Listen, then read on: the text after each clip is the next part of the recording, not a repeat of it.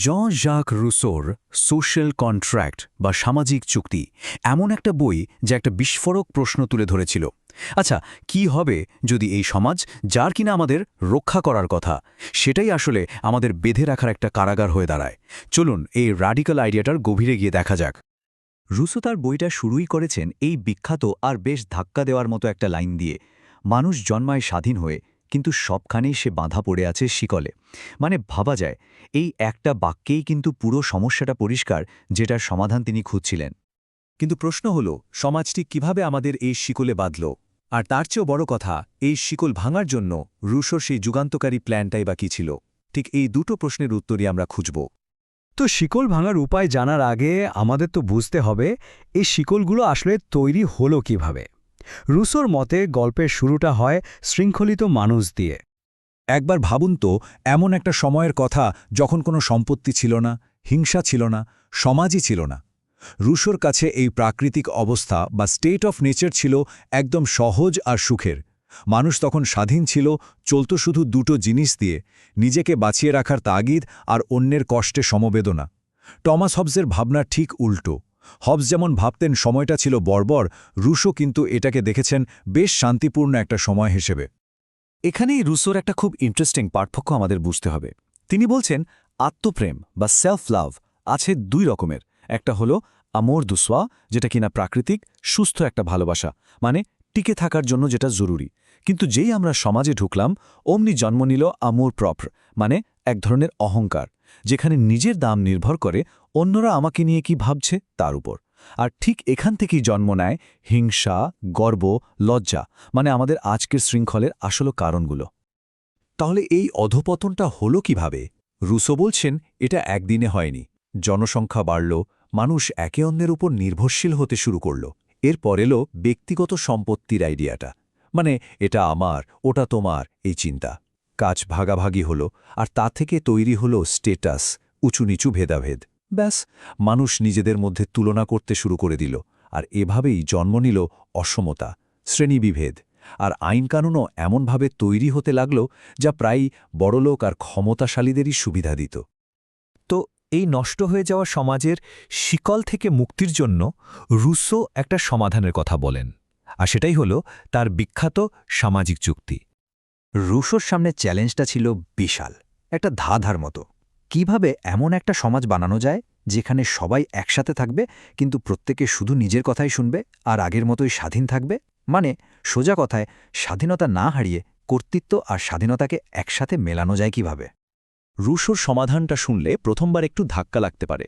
সম্পূর্ণ আত্মসমর্পণ, মানে প্রত্যেক মানুষ তার সব অধিকার ছেড়ে দেবে, কিন্তু কোনো রাজা বা শাসকের কাছে নয়, বরং পুরো সমাজের কাছে।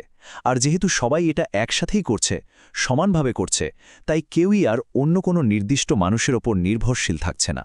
আর এটাই তৈরি করছে একটা নিখুঁত সাম্যের ভিত্তি। আর এই যে সম্মিলিত সমাজটা, এটা চলবে সাধারণ ইচ্ছা বা জেনারেল উইল দিয়ে। এটা আসলে কি? এটা হলো সব মানুষের মিলিত ইচ্ছা, আর এটাই হলো আসল ক্ষমতার মালিক। এর লক্ষ্য সব সময় সবার ভালো করা, শুধুমাত্র মেজরিটির যা ইচ্ছা তা নয়, বরং এমন কিছু যা আদতে প্রত্যেকের জন্যই ভালো। কিন্তু এই সাধারণ ইচ্ছার আইডিয়াটাই আমাদের রুশো দর্শনের সবচেয়ে বিতর্কিত আর আপাতদৃষ্টিতে স্ববিরোধী একটা জায়গায় নিয়ে আসে।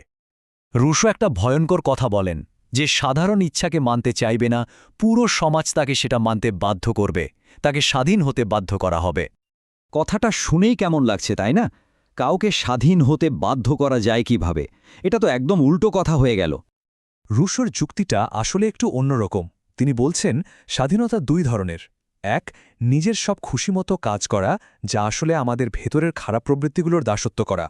আর আরেকটা হলো নৈতিক স্বাধীনতা, যেটা আসে এমন আইন মেনে চলার মাধ্যমে যা আমরা সবাই মিলে নিজেদের জন্য তৈরি করেছি। এই সাধারণ ইচ্ছা আমাদের সেই উঁচু স্তরের যৌক্তিক স্বাধীনতার প্রতীক। তাই যখন সমাজ আমাদের আইন মানতে বাধ্য করে, তখন আসলে সে আমাদের নিজেদের ভেতরের খারাপ প্রবৃত্তিগুলো থেকেই আমাদের মুক্ত করে।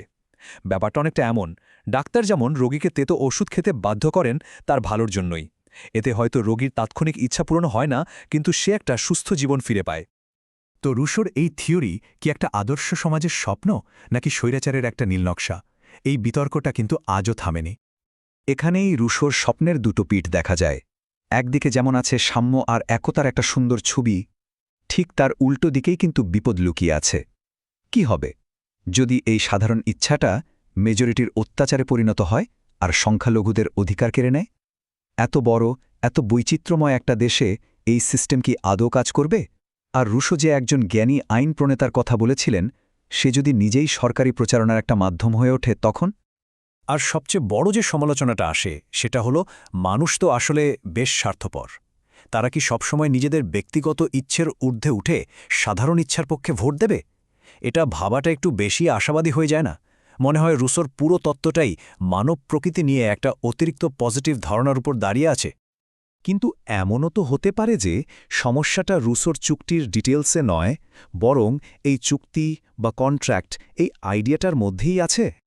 দার্শনিক ভার্জিনিয়া হেলদের এই কথাটা ভাবার মতো। আজকের সমাজগুলো কোনো সামাজিক চুক্তির ফলে তৈরি হয়নি, বরং তৈরি হয়েছে যুদ্ধ, শোষণ, বর্ণবাদ আর পিতৃতন্ত্রের ফলে। এই ধরনের সমালোচনা কিন্তু শুধু রুশোর থিওরিকেই নয়, বরং পুরো সোশ্যাল কন্ট্রাক্ট আইডিয়াটার গোড়াতেই প্রশ্ন তুলে দেয়।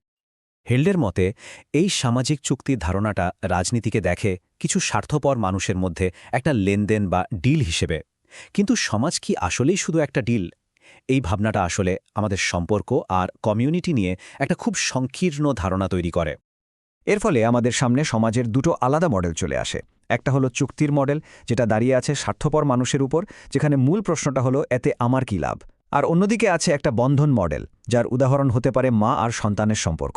এখানে প্রেরণাটা স্বার্থ নয়, বরং অন্যের জন্য যত্ন আর ভবিষ্যৎ প্রজন্মের জন্য একটা ভালো পৃথিবী তৈরি করার ইচ্ছা। সবশেষে বলা যায়, রুশোর দেওয়া সমাধানগুলো নিয়ে বিতর্ক থাকতেই পারে, কিন্তু ব্যক্তি আর সমাজের মধ্যে যে একটা টানাপড়েন আছে, যে সমস্যাটা তিনি ধরেছিলেন, তা কিন্তু আজও ভীষণভাবে সত্যি। হয়তো তার আসল কৃতিত্ব উত্তর দেওয়ায় নয়, বরং আধুনিক জীবনের এই জরুরি প্রশ্নগুলো এত স্পষ্টভাবে আমাদের সামনে তুলে ধরার মধ্যেই। শেষ করার আগে একটা প্রশ্ন সবার জন্য থাকল। সমাজ কি কেবলই একটা চুক্তি যা আমরা করি, নাকি এটা একটা ভবিষ্যৎ যা আমরা সবাই মিলে একসাথে তৈরি করি?